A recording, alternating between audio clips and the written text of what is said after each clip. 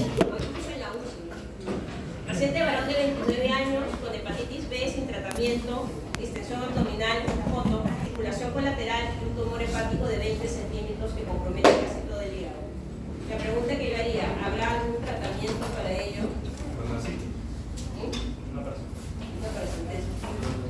¿Hay un tratamiento para que viva el paciente? Para que viva el paciente. ¿Se pudo haber evitado o no? Sí. Los alumnos tienen estudiar. Vamos a pasar esto contigo. Ya. Bien, chicos, en relación a los tumores hepáticos malignos del hígado, vamos a tener tumores hepáticos primarios, es decir, propios del hígado y metastásicos, ¿no? Obviamente el metastásico es cuando viene del colon, o del estómago, del páncreas y finalmente hace metástasis al hígado. Tenemos los primarios que pueden ser de tipo epitelial o no epitelial. Y dentro de los epiteliales a la cabeza va a estar el hepatocarcinoma. Los hepatoblastomas mayormente es un tumor maligno de los niños, bebés, niños, adolescentes mayormente. Y el hepatocarcinoma más bien es una variedad del tumor hepático maligno del adulto. Y el fibrolamelar es un poquito más frecuente en los pacientes jóvenes adultos. Casi el 80-90% de los tumores hepáticos malignos primarios van a ser hepatocarcinoma. En un 10%, un 15% le seguirán los colangiocarcinomas y ya los otros carcinomas mixtos o los adenocarcinoma biliar que tienen mucho menos frecuencia. Dentro de los no epiteliales vamos a tener al angiosarcoma, imágenes de endotelioma epitelioide, linfomas, sarcomas, otros tumores germinales, pero es mucho menos frecuente, menos del 2%, 3%. Vamos a hablar de algunos de los que sean de los que tengan mayor incidencia o frecuencia, como es el hepatocarcinoma. En teoría nuestra incidencia pudiera ser un poco baja en América, en Europa menos de 5 casos por 100.000 habitantes, es una literatura del 2012, pero en el Provocano en 2020 lo que se vio es de que la tasa aumentaba casi 7 por 100.000 habitantes, ¿no? Me pareciera de que hubiera un aumento de la tasa de tumores hepáticos, más o menos en la cabeza hepatocarcinoma. Cuando nosotros queremos hacer un diagnóstico, tratamiento y seguimiento del hepatocarcinoma, hay varias guías a nivel internacional. La guía americana, la guía europea, la guía asiática. A pesar de que estamos en el lado americano, usualmente los países de Latinoamérica, incluido el nuestro, más nos guiamos de las guías europeas en el manejo del hepatocarcinoma. ¿Okay? Entonces, tenerlo en cuenta, ¿no? Ahora, las guías en el tiempo, las guías americanas se han un poco casi sido un poco más relacionados a las guías europeas, y las asiáticas son un poco diferentes porque sus resultados de los asiáticos siempre tienen algo diferente en relación a nosotros. Bien, y tenemos esta guía ha sido actualizada de año a año. A la cabeza de esta guía está el grupo del Clínic de Barcelona, y esta guía actualmente, la última publicación ha sido en febrero de este año. ¿Okay? Entonces, cada cierto tiempo, por ejemplo la del 2018 que se dio en París, esta es la que les he puesto ¿cómo se llama? Este es el de 2022, el up to date que hubo, y esta es la americana, por ejemplo. Bien, le he puesto una guía a ustedes que más o menos es del 2018, son del 2021, me parece que está en español, para que sea un poquito más digerible, porque la guía en general de entenderla del hepatocarcinoma, la del 2018 es un poquito confusa. Para entenderla del 2025 tendríamos que haber seguido más o menos la historia de ello de las guías. Entonces, por eso, piense un poco por la guía que yo les he puesto en las lecturas obligatorias. Entonces,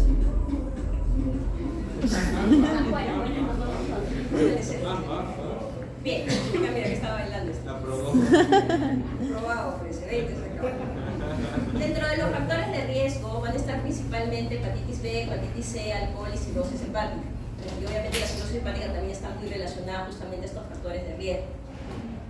Y en los últimos años se ha visto también que la enfermedad del hígado graso no alcohólica, o sea, lo que NASH, por ejemplo, o la cirrosis por NASH, está también relacionado también a lo que viene a ser el hepatocarcinoma.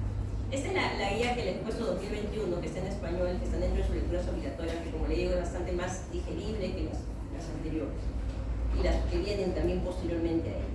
Entonces, la prevención y recomendación para evitar justamente que los pacientes lleguen a hepatocarcinoma es justamente la vacunación universal contra la virus de hepatitis B, ¿no? Si prevenimos la hepatitis B, obviamente vamos a prevenir sus consecuencias, ¿no? Dentro de ellas, obviamente, la hepatopatía crónica, la cirrosis y también el hepatocarcinoma. Cuando una vez que estos ya tienen la hepatitis B o C, lo que se propone es que se les dé tratamiento para hepatitis crónica viral. Si bien es cierto tanto para hepatitis C como para hepatitis B, no disminuyen sí dando el tratamiento. Lo que hacen dando el tratamiento es tratar de eliminar el agente etiológico, por así decirlo, ¿no?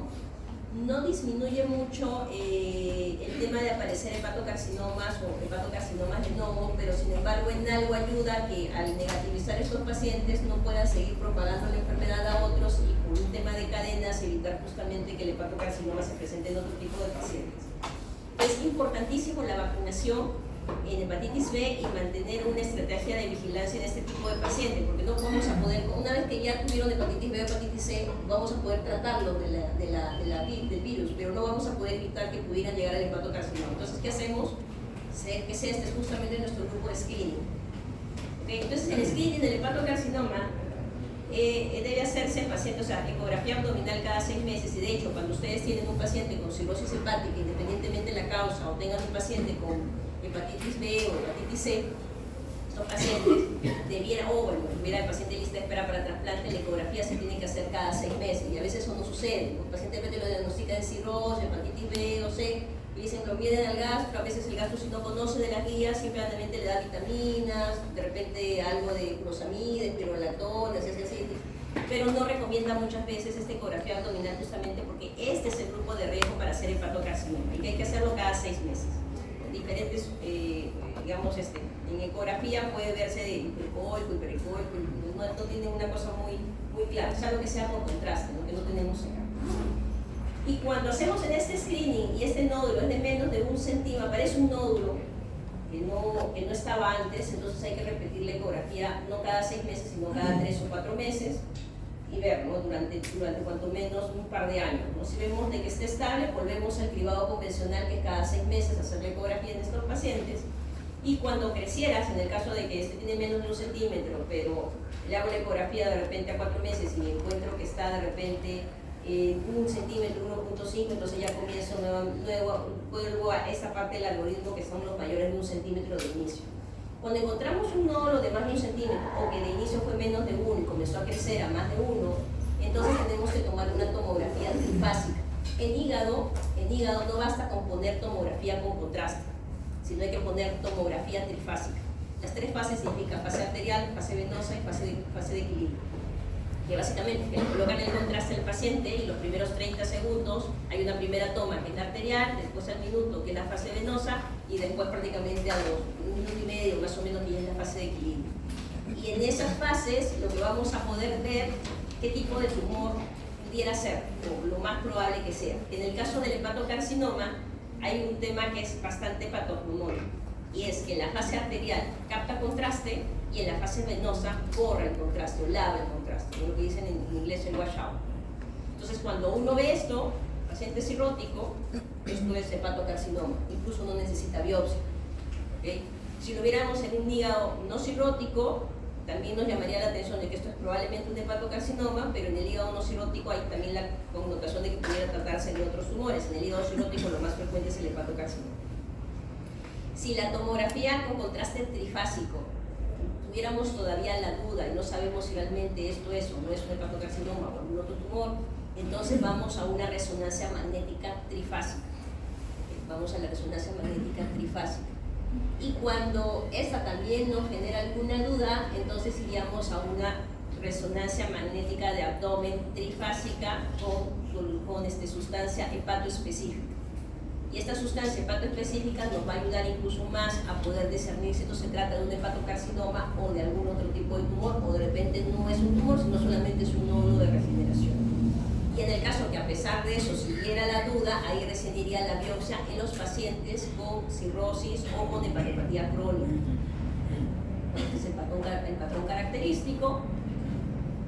Cuando el paciente ya comienza a tener un cuadro clínico como dolor, ictericia, hepatomegalia, distensión abdominal, baja de peso, realmente la enfermedad ya está más avanzada y muchas veces no podemos hacer nada. Y de ahí la importancia del screening, ¿no? Porque podemos detectar nódulos de 1 centímetro, de menos de 1 centímetro, seguirlos, y hacer 1 centímetro, centímetro y medio, podemos tratarlo a tiempo.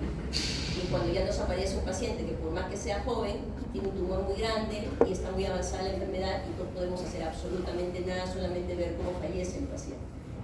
¿Okay? Entonces justamente es la idea del screening. Entonces, el diagnóstico no invasivo fundamentalmente se hace en cirróticos con el patrón patognomónico en la tomografía trifásica o la imagen trifásica, sea tomografía o resonancia, donde hay hipercaptación y captación de contraste en la fase arterial y washout o lavado en la fase venosa. ¿Okay? En los no cirróticos pudiéramos tener la idea de que eso sí, pero a veces pudiera ser necesario una biopsia, pudiera ser necesario. Pero en los no cirróticos ya es mandatorio y no necesita biopsia. Una vez que diagnosticamos el hepatocarcinoma, sea con tomografía trifásica de abdomen o con resonancia trifásica de abdomen, tenemos que hacer el estudio de extensión. Y con ello tenemos que pedir, si lo diagnosticamos con una tomografía, pedir de todas maneras una resonancia magnética de abdomen trifásica para detectar nódulos mucho más pequeños. Recordar que la tomografía disminuye su sensibilidad con los tumores de menos de 2 centímetros. Y la resonancia puede captar incluso tumores de menos de 1 centímetro. Entonces, como tiene mayor sensibilidad la resonancia, por eso que dentro del estudio de extensión tenemos que valorar si aparte del nódulo que vimos en la tomografía existen más nódulos y podemos tratarlos de una forma o de repente necesitamos tratarlos de alguna otra. Tenemos que completar el estadiaje con tomografía de tórax y pelvis por si no hubiera metástasis. La gamografía ósea realmente se hace a criterio clínico si hubiera algún dolor óseo o un dolor articular. Y el alfa-fetoproteína se toma, pero no como diagnóstico, sino como parte del seguimiento, ¿no? Porque bueno, tomamos el alfa-feto ahora, lo tratamos con trasplante, con resección hepática, con radiofrecuencia, y después tenemos que ver, después del tratamiento, tenemos que ver cómo cae esa alfa-fetoproteína y después lo seguimos en el tiempo. Si comienza a aumentar en algún momento, significa que está haciendo una recurrencia en algún sitio, en el hígado o en alguna otra parte, y tenemos que ir a buscar. Dentro de los sistemas de estadificación del hepatocarcinoma hay un montón, ¿verdad? NM, UDA, BCLC, TOP, y ahí incluso hay más que ellos. ¿Okay? Entonces, hace muchos años atrás, en el 2009, me parece, 2007, apareció, digamos, un sistema de estadiaje que nos va a ayudar un poco más en relación, no tanto al diagnóstico, sino al manejo del paciente y al pronóstico del mismo. Y para ello nos vamos acá. ¿Saben dónde estamos acá? En Barcelona. ¿No? Qué bien, he ido a Barcelona. ¿Esta iglesia cómo se llama? Pregunta de examen. Una fija, una fija. La Sagrada Familia. Muy bien, muy bien. Entonces nos vamos a Barcelona, justamente este es el Clinic de Barcelona, y ellos hicieron justamente este sistema de estadificación, que es el Barcelona Clinic Liver Cancer, que es recomendada justamente como una predicción pronóstica y también para elegir el tratamiento nos guía. No todo o sea, en medicina hay que acostumbrarse que no todo es al 100%, nos ayuda a ver cómo lo tratamos y el pronóstico del mismo, pero no es al 100% que siempre se va a hacer de esa forma, ¿no? Pero nos guía cuando menos. Y el BCLC tiene en consideración 3 variables. El CHAI, porque obviamente este BCLC, solamente el BCLC es para el hepatocarcinoma en hígado cirrótico, ¿okay? Esta estadificación solamente es hepatocarcinoma en hígado cirrótico, no en hígado no cirrótico.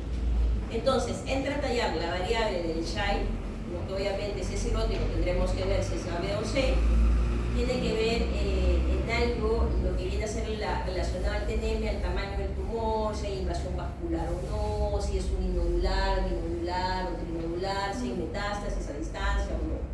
Y tiene que ver mucho el perfil físico del paciente con el ECOG. El ECOG es un 0, es un paciente asintomático con actividad normal, obviamente conforme va pasando el ECOG, 1, 2, 3, 4, 5, vamos viendo que el paciente se va haciendo sintomático e incluso el paciente hasta puede estar postrado, ¿no? Entonces, de acuerdo al status performance del paciente, es la otra variable que toma en consideración el BCLC. El TNM, que mayormente siempre nos va a ayudar en los pacientes oncológicos, nos sirve en hepatocarcinoma ya cuando la patología, o sea, cuando ya se resecó. Nos va a servir básicamente post resección o post trasplante hepático para evaluar si hay posibilidad de alguna otra tipo de terapia o no, más que todo para terminar de hacer el estadiaje en el paciente, vale decir. Como les comenté, la guía europea del tratamiento de hepatocarcinoma La última ha sido publicada en febrero de este año. Esta del 2021, que es la que les he dado en sus lecturas obligatorias más o menos para que valoren cómo es que se va a tratar un carcinoma hepatocelular en pacientes cirróticos. Y este BCLC va a dividir en estadios al hepatocarcinoma, un estadio muy inicial, que es el estadio 0, el estadio inicial el A, el estadio intermedio el B y el estadio avanzado el C. Y el estadio terminal el D. En el estadio muy inicial es el tumor único, es el hepatocarcinoma único, de menos de 2 centímetros con una función hepática preservada. Cuando hablan de función hepática preservada nos referimos a un Child A o un Child B, pero sin hipertensión portal, o un status performance bueno, y que pudiera ser candidato incluso potente. Valoramos, en este paciente valoramos, supongamos, ¿no? Hacemos el screening, encontramos un nódulo de más de un centímetro más, lo seguimos y resulta de que le tomamos una tomografía trifásica y encontramos el patrón vascular característico, es un tumor de menos de 2 centímetros. Valoramos si el paciente es candidato a trasplante o no si tiene otras comorbilidades, si el paciente depende del tema de la edad. Como fue en el Perú, la edad máxima de trasplante es 65 años, pero pudiera ser de mayor edad, pero ya hay que presentarlo al comité de trasplante para ver si es que el paciente pudiera meditar el trasplante a pesar de la edad que tiene. Si el paciente tiene 80 años, probablemente no sea candidato para trasplante, dependiendo del país. Y de hecho, en la mayoría no se llega. Entonces, si el paciente no es candidato a trasplante, mucha edad, de repente 80 años, 85, el paciente entonces no es candidato a trasplante, entonces va a lo que es ablación. ¿Qué significa ablación? Ablación es cualquier medida que va a servir, para que se pueda entender como para quemar la lesión por vía percutánea. Eso lo hace radiología intervencionista y lo puede hacer por radiofrecuencia, que mayormente puede hacer por microondas, también es otra forma que se puede realizar. Después tenemos a los pacientes que están en el estadio inicial, que es un tumor único o a lo máximo 3 nódulos de menos de 3 centímetros, igual una función hepática preservada, un status performance más o menos adecuado, y que vamos a ver, ¿es único o tienen 3 nódulos de menos de 3 centímetros? Si es único, veremos, ¿hay hipertensión portal o no hay hipertensión portal? Si no hay hipertensión portal, es normal, el paciente puede ir a resección hepática. Pero recordemos la clase de técnico operatoria, y decíamos que los pacientes que van a resección hepática, recordemos de que tenemos que ver cuál es el remanente que queda, ¿no es cierto? En un hígado cirrótico dijimos de que mínimo debe tener un 40 o 50% de volumen residual futuro, ¿no es cierto? Entonces en la volumetría lo que quedaría tendría que ser más del 50%. Entonces si tenemos esos criterios, entonces si no tiene hipertensión portal, podemos ir a resección hepática.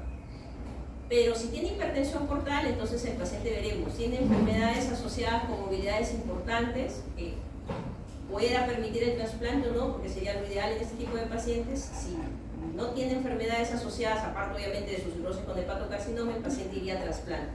Pero si de repente el paciente tiene enfermedades asociadas de mucha morbilidad o comorbilidad, como por ejemplo, ¿no?, una insuficiencia cardíaca, un problema pulmonar, un EPOC, de repente severo, ¿no? Entonces ese paciente ya no iría a trasplante porque no lo aguantaría, iría a ablación igualmente. Si tiene 3 nódulos de menos de 3 centímetros, igualmente valoraríamos la opción de trasplante considerando obviamente el mismo criterio, ¿no?, si tiene comorbilidades importantes o no. Y bien, acá si ustedes ven en esta parte de estadio muy inicial o estadio inicial, vamos a tener opciones de tipo de tratamiento curativo como ablación, como resección hepática o trasplante hepático. En este caso la sobrevida es mayor de 5 años, pero cuando ya cruzamos la línea y comenzamos a tener un estadio intermedio, multinodular, más de 3 nódulos, con función hepática preservada, pero más ya es multinodular, el paciente ya no puede ir a lo anterior, sino va a lo que es una quimioembolización. Es una quimioembolización, lo que le dicen TASI, que consiste en que el radiólogo intervencionista coloca un catéter a nivel de femoral, entra por la aorta, llega al tronco ciliarno, se va a la arteria hepática y ahí llega justamente buscando dónde está la lesión. Y donde está la lesión, lo que va a hacer es justamente en la arteria o las arterias que irriguen el tumor, lo que va a buscar es darle un quimioterápico como es la doxorubicina, una sustancia embolizante para que el tumor se achique, por así decirlo. No es curativo, es paliativo. Lo que busca es que esto se achique un poco. Y vemos de que acá ya la sobrevida va un poco más de 2.5 años en los últimos tiempos, realmente va entre 2, 2.5, no más de 3 años. Y después vamos al estadio avanzado, cuando ya hay una invasión vascular o diseminación extrahepática, ¿no?, porque hay metástasis, ¿no? Y en esos casos ya el tratamiento es sistémico. Y si se le da el sorafenib, que es el tratamiento primario sistémico, la sobrevida es más o menos 10 o 11 meses. Ahora hay otros derivados del sorafenib, incluso inmunoterapia, que puede llegar a más de un año, año 1.5, 2 años. Y los pacientes que ya tienen difusión hepática severa y hay metástasis, están en estadios muy avanzados, ya no se les puede dar nada, es solamente tratamiento de soporte. Y obviamente el paciente va a fallecer en menos de 3 meses. Entonces hay que tener esto en consideración para poder encajarlo en la sobrevida del paciente, más o menos qué cosas le pueden hacer ablación, voy a hacer trasplante, voy a hacer resección, no, ya llegó muy tarde el paciente y vamos a CASE o vamos a quimioterapia. ¿Todo eso en el paciente cirrótico? Todo eso en paciente cirrótico. En paciente no cirrótico con hepatocarcinoma, el tratamiento de elección es la resección hepática. ¿Okay?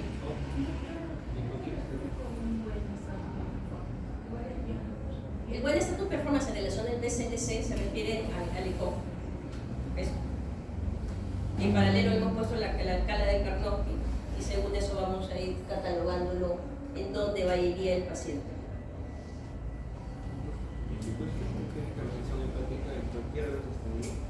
No, a ver, vuelvo a repetir por si no escuchaste bien.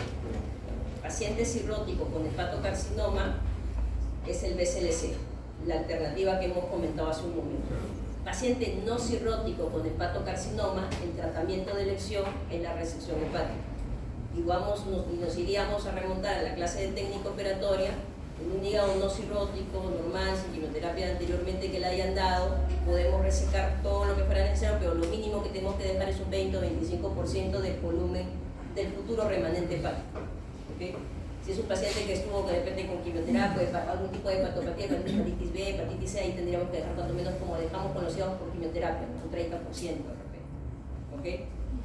Entonces, eso es la diferencia. ¿Por qué? Pero doctora, pero si para los hígados no cirróticos le dan resección hepática y es el tratamiento de lesión, ¿por qué para los cirróticos no? Justamente porque su función hepática no es preservada. Y justamente tenemos que encajar, no podríamos hacer una hepatitis, por ejemplo, un paciente con hepatitis A, un paciente con cirrosis hepática Child A o Child B con hipertensión portal, no podríamos dar en la alternativa de resección hepática, porque esos pacientes van a insuficiencia hepática. Entonces, por eso que tenemos que encasillar, no vemos ablación, no vemos trasplante, o si está más avanzado tenemos que dar otro tipo de terapias de tipo paliativo. Y bueno, siempre es importante el manejo multidisciplinario del paciente, ¿no? El cirujano no solamente es el que va a decidir, ¿no? Sino va a tener que decidir conjuntamente con el hepatólogo, con el radiólogo intervencionista, con el radiólogo en general que nos va a ayudar a mirar las imágenes, con la anatomía patológica. Bueno, salió muy temprano ablación. Antes se hacía lo que es el PEI, hoy por hoy ya no se hace PEI, se utiliza más lo que es la radiofrecuencia o la microondas, por ejemplo, eso lo vamos a ver. Y por ejemplo, la radiofrecuencia se puede hacer por vía percutánea, pero hay algunas contraindicaciones. Si está cerca de un ducto biliar, a la vesícula biliar, ya no podríamos hacerlo por percutánea, tendríamos que hacerlo por la laparoscopía. ¿Por qué no? Porque si yo agarro y quiero quemar la vesícula, ¿en qué segmentos está? ¿Qué segmentos está la vesícula biliar? ¿Qué segmentos del hígado? 4B y 5. Si yo tengo un nódulo en el segmento 5 al costado de la vesícula y la quemo por radiofrecuencia, pudiera ser que el calor se transmita a la vesícula y yo perfore la vesícula. Entonces por eso no lo podría hacer por vía percutánea. En ese caso yo lo tendría que optar por vía de laparoscopía. La laparoscopía lo quemo, hago esto, ecografía intraoperatoria, encuentro el tumor, coloco la aguja y quemo. Y obviamente si la vesícula se ve muy pegada, lo que hacemos es sacar la vesícula por la laparoscopía. Bien, en lo que respecta a la cirugía, ¿no? Lo que comentamos hace un momento, ¿no? A propósito de vuestras preguntas, ¿qué es el tratamiento de primera línea en tumores único en no cirróticos y cirróticos con función hepática preservada? Es decir, paciente no cirrótico, la elección es resección hepática. Paciente cirrótico sin hipertensión portal, resección hepática. Pero acordémonos que en un cirrótico, Shaila, sin hipertensión portal, máximo podemos dejar un 50, mínimo podemos dejar un 50, 40 o 50% del parénquima. ¿Okay? Así que eso tenerlo en cuenta. A diferencia de un hígado normal, que sí podríamos dejar un 20 o 25% de hígado normal. Entonces, para ver si tiene hipertensión portal o no, podemos medir la gradiente de presión, que se tiene que ser de menos de 10 milímetros para decirte que no tiene hipertensión portal. Eso también lo hace el intervencionismo. Habría que ver en los criterios de exámenes de bilirrubina normal, plaquetas de más de 100.000, ¿no? Por encima de estos límites, si hay hipertensión portal, no es recomendable la resección hepática. Ahora, si vamos a la guía de 2018, sí hay algunas excepciones, pero son muy puntuales y ya más de especialistas, ¿no? Más de especialistas. Pero en líneas generales, la mayoría de ellos, si tienen hipertensión portal, no van a resección hepática. O van a trasplante o van a algún tipo de abrasión. Cuando hablamos de resección hepática, en el hepatocarcinoma, lo recomendado son las resecciones anatómicas.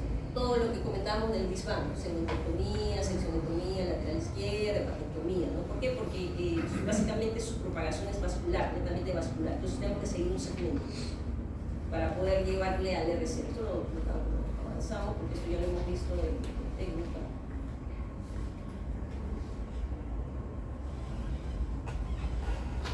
El problema con la resección hepática es un poco la recurrencia, ¿no? Y la recurrencia al año puede llegar hasta el 20%, a 3 años el 50% y a los 5 años el 75%. Es la complicación más importante. Y en el caso de darse, por eso es importante el seguimiento, ¿no? O sea que usted le dé ablación, trasplante o resección hepática, uno tiene que hacerle un seguimiento al paciente. ¿No? Los primeros 2 años son cada 3 meses aproximadamente, y después se pasea cada 6 meses y después anualmente. Justamente para encontrar la recurrencia a tiempo, y cuando encontramos la recurrencia a tiempo, nuevamente lo reevaluamos y lo llevamos justamente al BCLC en el paciente cirrótico. Si existe la neoadyuvancia o la adyuvancia, no sirve. Después de una resección hepática, no sirve. Antes de una resección hepática, la neoadyuvancia en hepatocarcinoma no sirve. Posterior a ella, tampoco. Hay estudios de investigación que se están haciendo en los últimos probablemente 10 o 15 años, donde hay protocolos que se está viendo que en ciertos tumores, después de la resección hepática, están recibiendo algún tipo de quimioterapia y inmunoterapia, pero solamente por lo pronto los resultados son de tipo de protocolo de investigación. No lo podemos generalizar a todos los pacientes. No se ha comprobado. ¿Okay? Así es. Entonces, por lo pronto, por el momento no podemos decir que funciona. Está en estudio, está en estudio. El trasplante hepático, ¿no? El trasplante hepático, esto bueno, es una recomendación que hasta ahora sigue vigente de 2012 que se hizo en Zurich. Y cuando queremos hablar de trasplante hepático o hígado cirrótico, nos vamos a la ciudad de Milán. En la ciudad de Milán, el profesor Mazzaferro, en esta universidad, lo que vio es que los pacientes que se trasplantaban con ciertas características, hígado cirrótico, hepatocarcinoma, con ciertas características tenían sobrevida a 5 años de más del 70-80% de sobrevida. ¿Y en quiénes se daba este tipo de resultado? En aquellos pacientes que cumplían ciertos criterios que después se los bautizó como los criterios de Milán. Realmente fue el profesor Mazzaferro el que hizo estos criterios. ¿Y qué consiste? Tumor único de menos o igual de 5 centímetros, o múltiple, máximo 3, de máximo 3 centímetros, sin metástasis a distancia. ¿Okay? Si cumplía eso, cumplían los criterios de Milán, y la mortalidad realmente era muy baja en el perioperatorio, y la sobrevida 5 años 70%, y la recurrencia incluso menos del 10%. Entonces tenían buenos criterios. Los que pasaban estos criterios de Milán, la sobrevida bajaba. Ahora, lo que se ha visto, después hay otros criterios, ¿no? La de la Universidad de San Francisco, el Aptucero, que también te dicen de que también pueden llegar a una sobrevida similar. Sí, puede ser, pero digamos, habrá que tomar con pinzas quién llega a esa sobrevida o no. Lo que sí, que cuando cumplen los criterios de Milán, la sobrevida sí es la más adecuada, cuanto menos en relación a otros criterios encontrados. En el trasplante hepático va a haber una cirugía en el donante cadavérico o en el donante vivo, en el caso que vayamos a trasplantar niños o adultos, dependiendo en nuestro país, si hacemos donante vivo para niños, para adultos todavía no lo hacemos, en otras latitudes sí. Y lo que más hay es donante cadavérico, pero realmente nuestro índice de donación es bastante bajo en nuestro país. Entonces hay una cirugía en el donante, ¿no? Donde van a extraer no solamente el hígado, sino seguramente extraerán riñones, corazón, pulmón, páncreas, córneas, ¿no? Dependiendo lo que vaya a poder ayudar de repente en los receptores. Y es obviamente el hígado se saca con todo lo que viene a ser la aorta, parte de la cava, y esto va a hacer justamente este banco de aquí, este banco acá, dejarlo justamente el hígado solo con todo el paquete vascular. Mientras tanto, en el receptor se va a hacer 2 partes importantes. Lo que es la extracción de todo el hígado, viene a ser la hepatectomía, y posteriormente el implante del órgano que ha sacado justamente del donante cadavérico. Tenemos una hepatectomía clásica que antes se hacía, pero era muy, de alguna manera habían bastantes repercusiones hemodinámicas en el paciente. El paciente tenía que entrar en bypass venovenoso porque se sacaba el hígado en el receptor con todo y cava, y después colocabas el hígado igualmente con todo y cava. Pero lo que se vio después, justamente Calme en el año 68, lo que hizo justamente es esto, lo que hacemos ya de hace probablemente en el país, probablemente unos 25 años, y en el mundo hace como más de 50, 60 años, es la hepatectomía tipo Piggyback. ¿Y en qué consiste? No en el receptor, no sacar todo el hígado con todo y cava, sino más bien liberar al hígado de cada uno de estos vasitos que une el segmento 1 a la cava, justamente se va liberando todo, para que finalmente uno pueda sacar el hígado en el receptor sin sacar la cava y dejar la cava primaria. Entonces veríamos una cosa como esta: es la cava totalmente liberada del hígado del segmento 1 y están las suprahepáticas acá. Prácticamente lo único que lo tiene colgando es las suprahepáticas. ¿Okay? Y después de eso uno coloca un plan vascular, más o menos a la altura de las suprahepáticas, la parte más distal de las suprahepáticas antes de llegar a la cava.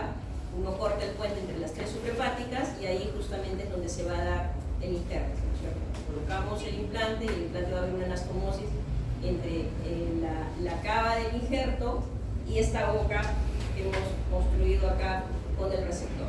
Entonces, obviamente esta cirugía no necesita entrar en bomba venovenosa porque se conserva el flujo de la cava, el retorno venoso, y con eso hacemos de que la cirugía sea un poquito más buena, por así decirlo. Bueno, se tiene que hacer la anastomosis de la cava, la anastomosis de la porta, la anastomosis arterial, finalmente la anastomosis de la vía biliar. Más o menos el esquema que se tiene que hacer en el injerto que llega, y obviamente cada una de las anastomosis que se tiene que hacer entre el injerto y el receptor. El problema del trasplante hepático en hepatocarcinoma es justamente los pocos donantes, ¿no? Y si espera el paciente mucho tiempo, obviamente puede progresar la enfermedad. Cuando el paciente está en lista de espera en trasplante hepático, mayormente es por un problema de cirrosis. Un tema de cirrosis con un MEL mayor de 15, el paciente probablemente está en lista de trasplante para llevarlo acá. Y la manera como se ordena la lista de espera en el receptor hepático es por el MEL. El MEL es el logaritmo que toma en consideración la bilirrubina y el INR y la creatinina. Colocando, uno puede colocar en el celular un MEL calculator, coloca en el logaritmo colocas justamente las tres variables y va a salir un número: 14, 15, 20, 5, 6. 15 o más es candidato a trasplante. ¿Okay? Lo que se vio en el MEL es de que cuanto más MEL tengas, la probabilidad de morir en los próximos 3 meses es mayor. O sea, mayor MEL, mayor probabilidad de fallecer en los próximos 3 meses y menor sobrevida, evidentemente, en los 3 meses. Y es por eso de que en las listas de espera de trasplante hepático se pone justamente por MEL. Más alto arriba es el primero que va, si hay un órgano, es el primero que se le va a trasplantar, y cuanto menos MEL va yendo hacia abajo. El problema de los hepatocarcinomas es de que a veces los MEL pudieran ser bajos, ¿no? Porque decimos que incluso puede tener una función hipertensión portal, pero de repente no muy avanzada, de repente. Pero se le da una política de priorización en estos pacientes con ciertas características. Se le puede dar de inicio incluso hasta 20 puntos para que más o menos se equipare en lista de espera relacionada a los pacientes, por el tema de que puede matarlo más la posibilidad de progresión de enfermedad si espera mucho tiempo el paciente. Bien, el seguimiento como comentamos en su momento, en un tratamiento radical, sea esta ablación, trasplante o resección hepática, es justamente seguirlo con tomografía trifásica y alfa-fetoproteína primero, los primeros 2 años cada 3 meses y después cada 6 meses. Y en el tratamiento paliativo, si bien es cierto, pudiera ser cada 2 meses con tomografía, pero básicamente vamos a ver la progresión tumoral y tratar de compensarlo en algo lo que se descompense de la propia cirrosis en sí o de la tumoración en general. Bien, vamos a ver este paciente, es un paciente varón de 37 años, porque esto es para todos, escuchen bien el caso, natural y procedente de Apurímac, con una madre con antecedentes de hepatitis C. Presenta un mes de dolor en el abdomen y hipocondrio derecho, tipo punzada intermitente de moderada intensidad, por lo que acude a un centro médico donde le realizan una ecografía abdominal y le encuentran una masa de casi 16 centímetros Ocupa todo el lado del lóbulo izquierdo y parte del hígado derecho. Alfa proteína en 316.000, un antígeno de superficie positivo para hepatitis B, un anticore total positivo, una carga viral indetectable, virus de hepatitis C negativo. Dentro de sus exámenes, lo que estaba alterado, hemograma normal, perfil hepático aparente normal, si tiene una gama glutamina elevada en 343. Y en la tomografía y en la resonancia se encuentra una gran masa tumoral hepática que ocupa los segmentos 2, 3, 4, o sea, todo el hígado izquierdo, 5 y 8, que es la sección anterior derecha del hígado. No metástasis pulmonares, no ascitis, y le tomaron una biopsia y se hable de un carcinoma hepatocelular. Es un hígado no cirrótico aparentemente, pero con virus de hepatitis B. La tomografía vemos que está en efecto todo el hígado izquierdo, toda la sección anterior derecha del hígado. Entonces, la pregunta es, ¿habrá alguna opción terapéutica o paliativa para este paciente? Resección. Resección. Empezamos. Resección.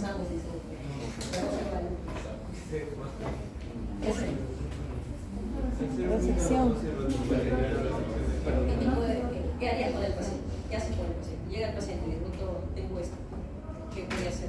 ¿Qué le pide? ¿Cuál sería tu plan de trabajo?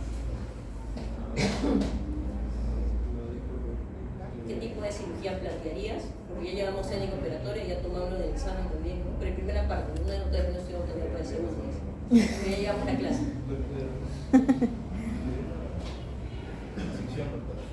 ¿Qué resección? La resección es más que una tumorectomía. No, de los segmentos. ¿Cómo se llama la operación? Resección derecha. Me llevo el cuerpo y el antro, seguramente será una gastrectomía subtotal. Entonces, ¿cómo se llama? ¿Qué hacemos? ¿Cuál sería el plan de trabajo antes de empezar en la operación, en este paciente? El volumen. Ya, ok. ¿Qué más? Pregunta, chicos, ¿qué más? Lo que tiene cabeza. Gracias por la presentación.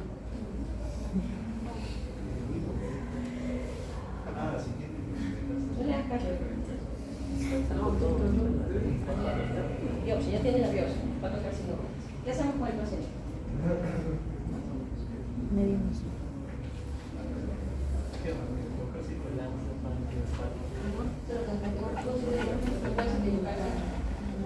Yo no me puedo equivocar, ¿ustedes?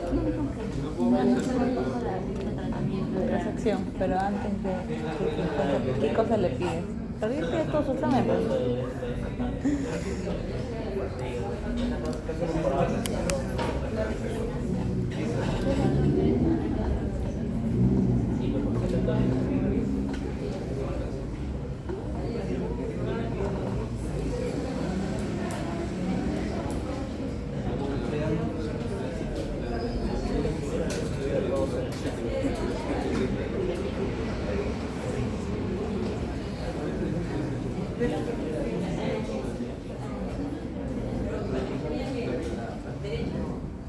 Pero tiene la sección anterior derecha también comprometida. ¿Ah? No, esta es la hepática derecha. Esta es la sección anterior derecha. Está comprometida. Todo el izquierdo, casi todo el izquierdo está comprometido. ¿Qué hacemos con el paciente? En hepatitis izquierda.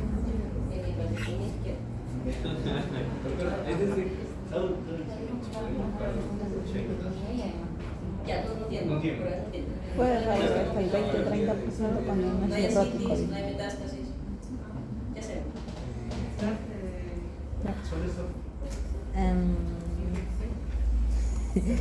Confirmar. ¿Ya? ¿Qué ¿Alguien más? sabe? ¿Alguien alguna idea tiene? Ya, no hay compromiso. Sí lo aplasta, pero no hay compromiso. Es que está en la cara. Hacemos riesgo quirúrgico. Ya, el volumen residual. Vamos a ver, el volumen residual es 25%. Sí. Así que, ¿cómo se llama? ¿Vas a programar? ¿Cómo vas a programar?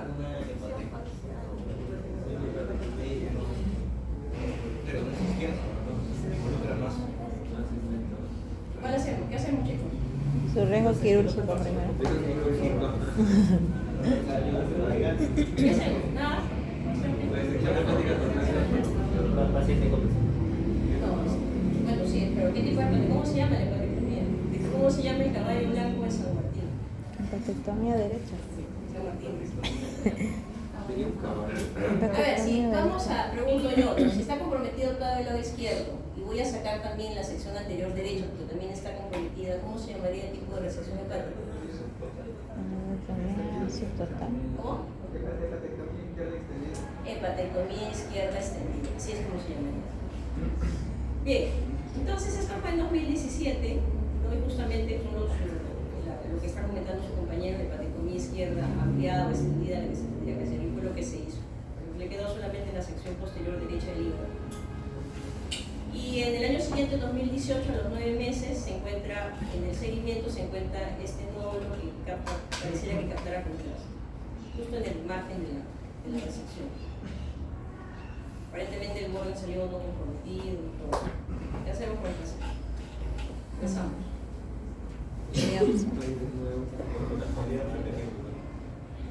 A los 9 meses de la cirugía que se hizo, encontramos un nódulo en el hígado que capta contraste. Biopsia. En el borde. No. Entra a sala nuevamente el paciente y la intención era tratar de hacer una resección de esta zona. Pero lo que encontramos fue un granuloma cuerpo extraño. O sea, acá se puso lo que se hizo un granuloma cuerpo extraño y no había ningún tipo de recurrencia. El paciente hasta el, bueno, este año no me ha mandado ningún WhatsApp, creo que siga vivo. Pero cuanto menos hasta el año pasado, él se fue a Madrid, a trabajar en Madrid. Está siguiendo su tratamiento para hepatitis B, ha continuado con su seguimiento en Madrid, cuanto menos después de 7 años el paciente siguió viviendo. Les hago acotación a este paciente porque este paciente, cuando mandaron la interconsulta de gastroenterología a nuestro servicio, lo que me dijo el asistente fue: pon una nota de que ya no se opera, ya hay que darle quimioterapia. Entonces siempre hay opciones, ¿no?, en los pacientes, pero hay que ver qué opción es la más correcta. Si fuera el mismo paciente, fuera cirrótico, ese paciente ya no tendría opción. Un trasplante, una transfusión, y ese paciente sí tendría que ir de repente a quimioterapia, con una sobrevida bastante baja. Entonces hay que evaluar siempre bien a los pacientes. Este es un artículo que se hizo a propósito del paciente y un libro que de alguna manera escribí en él. Bien, en relación al colangiocarcinoma. El colangiocarcinoma será más o menos un 10%. Hay colangiocarcinomas que son intrahepáticos y extrahepáticos. Los colangiocarcinomas se van a originar en la vía biliar, sea esta dentro del hígado o sea esta fuera del hígado. Y estos colangiocarcinomas intrahepáticos, así como los extrahepáticos, van a tener de 3 formas. Vamos a verlo acá. La formadora de masa, ¿cómo se llama? La periductal infiltrante, que vemos cómo se va el tumor, va avanzando en la pared del ducto biliar, pero no lo obstruye, es nada más mala realmente, porque va avanzando silentemente, no de ictericia. Y tenemos aquel que es la intraductal. Esta es la periductal infiltrante y esta es la intraductal. La intraductal, si comienza a crecer, obviamente va a dar ictericia. Entonces, dentro de los colangiocarcinomas, de alguna manera, del mismo parénquima hepático se va a dar un 10 a 20%, los intrahepáticos. Los extrahepáticos son más frecuentes. Estamos hablando por encima del 80% son los extrahepáticos y los intrahepáticos un 10 a 20% de todos los colangiocarcinomas. Como veo, el colangiocarcinoma se puede formar en los ductos intrahepáticos o en los ductos extrahepáticos. Más frecuentes en la sexta década de la vida, más frecuente en varones. También cuando se detecta realmente cuando ya está un poco avanzado, la gran mayoría son asintomáticos, como la mayoría de cáncer. Los factores de riesgo van a ser el quiste de colédoco. Por eso, paciente que se le diagnostica quiste de colédoco, hay que hacer una resección hepática completa con una anastomosis hepático yeyuno, por ejemplo. Parásitos, el Chronoches sinensis es uno de los parásitos que están muy relacionados a lo que viene a ser el colangiocarcinoma, y eso se ve más en el Asia. Porque los parásitos de acá serán algunos sí de repente, pero acá no se estudia mucho, pero en el Asia sí. Y está relacionado también a virus de hepatitis C, a virus de hepatitis B y también a cirrosis. Chronoches sinensis. Este es el TNM. Y lo que vamos a hacer para el diagnóstico, nos va a ayudar mucho la colangioresonancia trifásica, y la tomografía trifásica para más relación, es diagnóstico y además nos va a ayudar para ver si es resecable o no es resecable. Y el C19-9 nos va a ayudar igualmente en el seguimiento y pronóstico del paciente. El colangiocarcinoma en sí no tiene un patrón tan patognomónico como el hepatocarcinoma, que más o menos el hepatocarcinoma, el patrón que decíamos que capta en la fase arterial y la abre en la fase venosa, se ve prácticamente un 90-95% de los casos. En el colangiocarcinoma vamos a tener este patrón en un 50-60% de los casos. Y en la fase arterial no capta contraste, en la fase venosa tampoco, y en la fase de equilibrio sí capta contraste. Entonces, si vemos este comportamiento, en un 50-60% de los casos, lo más probable es que esto se trate de un colangiocarcinoma y tendremos que tratarlo como tal. Y el colangiocarcinoma se trata con resección hepática anatómica y linfadenectomía. ¿Por qué? Porque su diseminación fundamentalmente se da justamente por el tejido linfático. Entonces tenemos que hacer la resección hepática anatómica, todo lo que comentábamos en el RIFAN, más linfadenectomía. Su sobrevida es mucho más baja que en el hepatocarcinoma, incluso 30-43%. 20% los que tienen mal pronóstico por ciertas características que después vamos a comentar, y 43% los que tienen ciertas características que son un poquito de mejor pronóstico. Cuando se hace este tipo de cirugía, uno es mejor entrar siempre por la laparoscopía. Entrar por la laparoscopía para ver si no hay otros implantes, porque a veces se disemina rápido. Y la laparoscopía, si ya tiene alguna diseminación, lo que va a hacer es tomar nódulos o maldiosos. Si de frente hacemos la laparotomía, vamos a condicionar al paciente de una entidad muy grande con algo que no vamos a terminar solucionando. ¿Okay? Y la ecografía intraoperatoria también nos va a ayudar. La exploración inicial siempre es para ver si no hay módulos a distancia, si no hay ganglios igualmente. Entonces, son tributarios de cirugía, de resección hepática, cuando en el intraoperatorio no vemos nódulos en el mesenterio, no vemos ascitis, por ejemplo, no vemos nódulos en el mesenterio, y tampoco no podemos hacer una resección hepática de enfermedad multifocal. Es decir, si yo tengo un colangiocarcinoma, un nódulo grande en este nivel, si tengo otro más, ya es considerado multifocal y ya no es tributario de resección hepática. Porque tiene una biología tumoral que si le haces la resección hepática va a seguir avanzando y lo estás condicionando a hacer una resección hepática no exenta de morbilidad o de riesgo de mortalidad. Los ganglios que se sacan son del aporte hepatis, ligamento hepatoduodenal, segmento el grupo 12 ganglionar, grupo 12, grupo 13, el retropancreático, y el 8A que es relacionado a la arteria hepática. Hasta ahí es de que se saca. Si nosotros encontramos ganglios positivos de colangiocarcinoma en el espacio intercavo aórtico, por ejemplo, ya no es tributario de resección hepática porque significaría una metástasis. Entonces, en colangiocarcinoma, si encontramos ganglios a distancia fuera del aporte hepatis, fuera del hepatoduodenal, o intercavo aórtico, o enfermedad multifocal en el hígado, ya no podría ser tributario de resección hepática más linfadenectomía. ¿Okay? Eso hay que tenerlo en cuenta por la biología tumoral. Y cuando uno saca obviamente el hígado, el hígado derecho, el hígado izquierdo, dependiendo de lo que vamos a sacar con el paciente, más obviamente la linfadenectomía, vamos a ver cuáles son los mejores predictores de sobrevida. Si sacamos los ganglios y son negativos, significa de que va a tener mejor sobrevida. Si encontramos un margen de tumor hasta lo que estamos dejando de la resección hepática más de 1 centímetro, mejor sobrevida. Si es una lesión única, porque una cosa es lo que veamos macroscópicamente, una cosa ya cuando hagan los cortes, de repente hay más de una lesión. Si es una lesión única, excelente, mayor probabilidad de sobrevida. Si encontramos más nódulos en el estudio microscópico, menor sobrevida. Si hay una falta de invasión vascular microscópica, igualmente va a haber una mejor sobrevida. Entonces, lo que comentábamos, ¿no? Si tienen estos marcadores, estaríamos más al 43% de sobrevida sin cuarto. Si encontramos que tenemos alguno de estos, vamos a ir disminuyendo esa posibilidad de sobrevida hasta llegar a un 20% así. También ellos sí van a tener una quimioterapia, incluso a veces radioterapia, dependiendo si se dejó margen tumoral. Ellos sí van a tener una quimioterapia ayudante que les pudiera ayudar en algo positivo. Y por último, las metástasis hepáticas de carcinoma colorectal, que el hígado, digamos, es el lugar más frecuente de metástasis en el carcinoma colorectal, y 1/3 de ellos son sincrónicos y 2/3 son metacrónicos. ¿Qué significa sincrónico? Al mismo tiempo. de progresión del cáncer. que se encuentre el tumor, ¿no es cierto? O sea, diagnóstico se me ocurre, ¿no? El paciente viene con una obstrucción intestinal, con una tomografía, y encuentra que es un cáncer colon-sigmoide, como supone. Pareciera que es un tumor de colon-sigmoide. Y encuentro en ese mismo momento metástasis en el hígado. Entonces, el diagnóstico es simultáneo, metástasis sincrónica. Metástasis metacrónica. Igual paciente de obstrucción intestinal, el tumor de colon, en el sigmoides hay una sigmoidectomía, junto nuevamente anastomosis colorectal, la patología sale adenocarcinoma de colon. Pero no tengo metástasis, no tengo nada de ello. Comienza el seguimiento, decimos que cada 3 meses, en los primeros 2 años. ¿Sí? Y de repente a los 2 años encontramos una metástasis en el hígado, metacrónica. ¿Okay? Entonces, en los últimos, probablemente hasta la década de los 90, las metástasis hepáticas, el 10 a 20% eran resecables y la gran mayoría eran no resecables.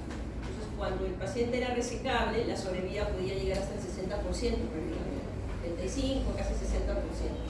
Pero cuando no eran resecables y solamente optábamos por quimioterapia, la sobrevida era menos del 8%. Entonces, lo que se ha visto probablemente en los últimos 20 años es el incremento de la resecabilidad de este tipo de tumores. En el año 97, cuando probablemente yo no he estado como ustedes, sentada, me enseñaron esto. Sí, me enseñaron esto, pues, porque obviamente la investigación en el tiempo y las nuevas técnicas quirúrgicas y la quimioterapia, etcétera, etcétera, sobre todo el tema de investigación en el mundo, es que comienza a avanzar la medicina y lo que hoy es un paradigma, mañana pudiera no serlo. Y de hecho, de repente yo lo que le diga hoy, de repente en 5 años pudiera perder vigencia o no. Y de hecho, y se lo pongo ahí porque a mí me enseñaron esto. En el año 2001 aparecieron unos criterios de RES donde si el paciente no tenía más de 3 metástasis, si el AC era menor de 100, si no había enfermedad extrahepática, solamente con estos criterios uno podría hacer una resección hepática en una metástasis hepática por carcinoma colorectal. Solamente podría ser un bilobar, si era bilobar no se podía hacer nada con el paciente. Y evidentemente solamente un 10% de estas metástasis cumplían con ello y con ello una sobrevida bastante baja solo con quimioterapia. Lo que se vio en el año 2009 con el profesor René Adán en el Paul Brousse en París, ¿okay? Es que justamente el profesor Adán es el que encabeza el estudio del Liver Met Survey. ¿Quién quiere ser oncólogo acá? ¿Alguien? ¿O oncóloga? ¿Nadie? ¿Nadie quiere ser? ¿Gastro? ¿Patólogo? ¿Cirujano? Nada, quiere ser. ¿Quién quiere ser con sangre? Bueno, voy a seguir mi profesión, dice. Será la música, mi techo y mi comida. Médico, familia, dice, ya está. Pero bueno, tienes que saber. Bueno, el Liver Met Survey es la base multicéntrica de estudio de lo que viene a ser metástasis de carcinoma colorectal más grande del mundo.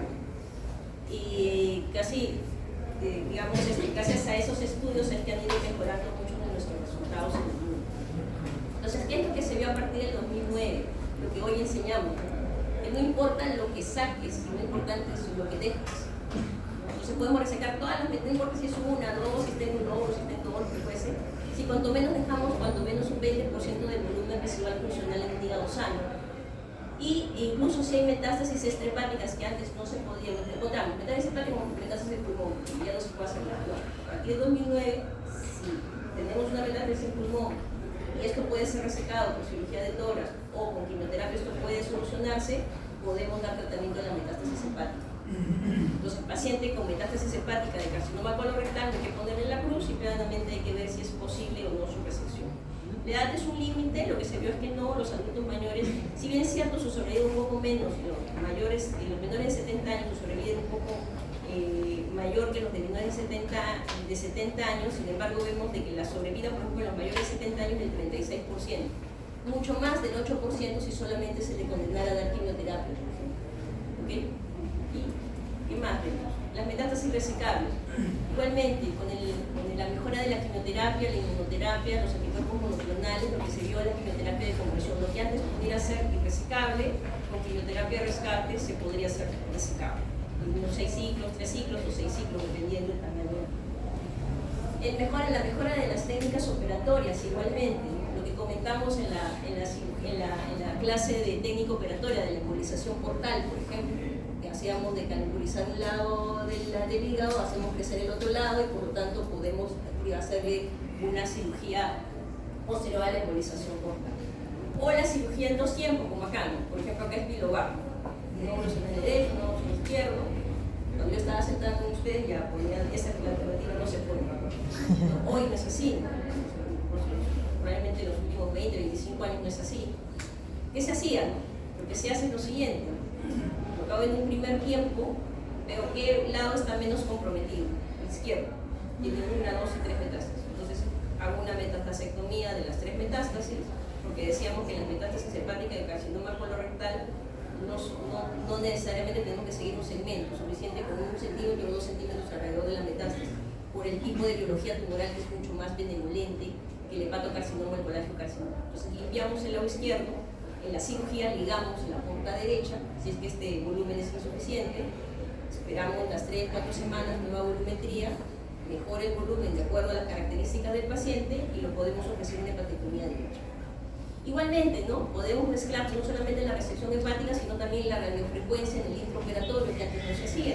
Y eso con esto podemos aumentar la posibilidad de resecciones hepáticas. En el año 2012, el grupo alemán buscó y dio la posibilidad de hacer un ALPS. Y un ALPS va a consistir en limpiar también el lado que está más dañado, hacer una ligadura de la porta derecha y hacer una transección hepática. Por ejemplo, acá solamente el volumen es insuficiente, 10% de repente le queda.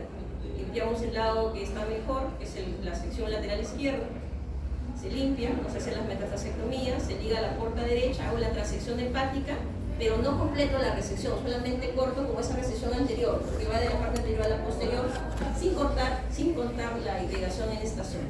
¿Qué se vio con esta técnica del ALPS? Que cuando nosotros embolizamos al paciente o ligamos la porta derecha, usualmente demora unas 4 semanas o 6 en llegar al volumen suficiente para que el paciente sea operado. Con el ALPS podría demorarse 10 días o 12 días. El problema era qué tan funcional era ese hígado. Tuvieron algunos problemas también condicionalmente a ello, pero dejándole probablemente un par de semanas, volumetría y funcionalidad con cintigrafía, podría este hígado de alguna manera crecer y evitar justamente esa progresión de enfermedad en esa espera que tendríamos que dar, ¿no? Y dábamos una segunda cirugía resecando obviamente la parte que está dañada, ya teniendo un volumen residual funcional adecuado. Eso lo vamos a pasar, los lineales, incluso hasta ahí obviamente es caso a caso, no es una cosa que a todos se le va a hacer, dependiendo del paciente, dependiendo de las comorbilidades, dependiendo de la enfermedad, incluso hasta un segmento no podría dejar. Entonces, por ejemplo, en este estudio inglés lo que se vio es que la sobrevida en los pacientes, mira, tenemos estadio 3, el estadio 3 está aquí. El estadio 3 en cáncer de colon, lo van a ver cuando llegue un cáncer de colon, son los tumores que ya tienen afectación de ganglios, pero no metástasis. Y lo que se vio acá, y que obviamente son tributarios de hipolectomía derecha, izquierda, radical. Entonces, ¿qué se vio acá? Los pacientes que tenían metástasis hepática y se hacía resección hepática, prácticamente las curvas eran similares. Teniendo o no teniendo metástasis hepáticas, se hacía la resección de colon en el estadio clínico 3 con linfadenectomía y en la ¿cómo se llama? Con metástasis hepática podíamos resecar el hígado, la sobrevida era similar. Pero si no, acá tenemos estadio 4 sin resección hepática, igualmente menos del 10%, la sobrevida era mala. Entonces, por eso que podríamos tener incluso iguales sobrevidas, estadio clínico 4, cuando la enfermedad es resecable en carcinoma colorectal con metástasis. En un estadio clínico 3, donde es colo o recto con ganglio positivo.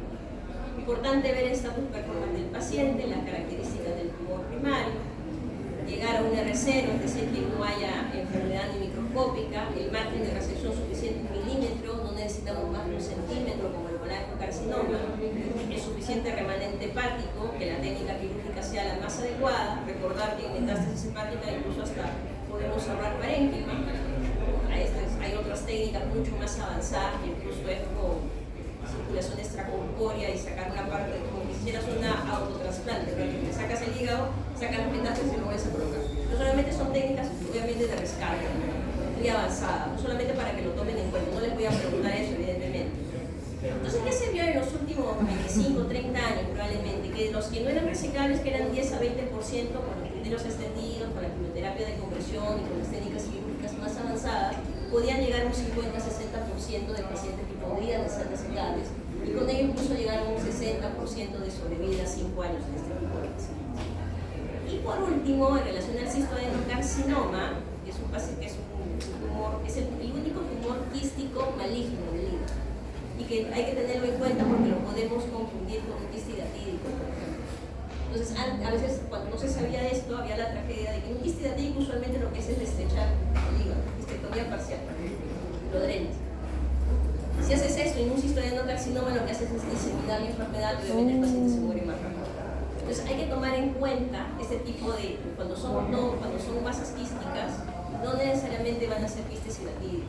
Hay que tener en cuenta que pudiera tratarse de un cistoadenocarcinoma, los septos internos, hay septos internos mucho más gruesos, paredes calcificadas, engrosamiento de algunas zonas incluso. Y lo que vemos acá es que esto acá que pensaban que era el signo de camelote es un caso. Entonces tomar en cuenta cistoadenoma hepático, que es benigno, cistoadenocarcinoma, que es maligno y que también podría confundirse con un quistidatídico. El tratamiento en un cistoadenocarcinoma no es obviamente la quistectomía parcial, sino es la resección hepática, tal como hemos conversado en el RISMAR, la patectomía derecha, la patectomía izquierda, porque si no, obviamente lo que hacemos es diseminar la enfermedad. Supongamos que el cistoadenocarcinoma estuviera en este lado, lo que tendríamos que hacer es una patectomía derecha. Bien chicos, bueno, acá es donde me formé en Barcelona, este es mi grupo de cirugía hepatobiliar en el hospital.